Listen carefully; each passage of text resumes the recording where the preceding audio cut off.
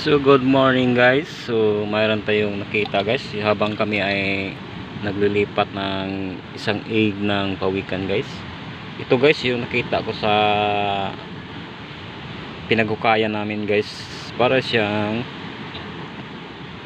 hugis pawikan guys. Pero ito ay guys ay isang bato.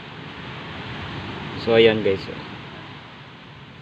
So yung area na yan guys ay palagi diyang nag-iitlog yung pawikan guys. So kinuha ko lang siya, koleksyon na rin. So namangha talaga ako na pagtingin ko ay ganito na yung itsura niya. At hindi nila alam guys na paghukay namin ito yung nakita ko sa aking mata. So tinago ko agad dahil marami kami naghukay sa isang pinag-itlogan ng pawikan. So yan lang guys, at ito ay isang fossilized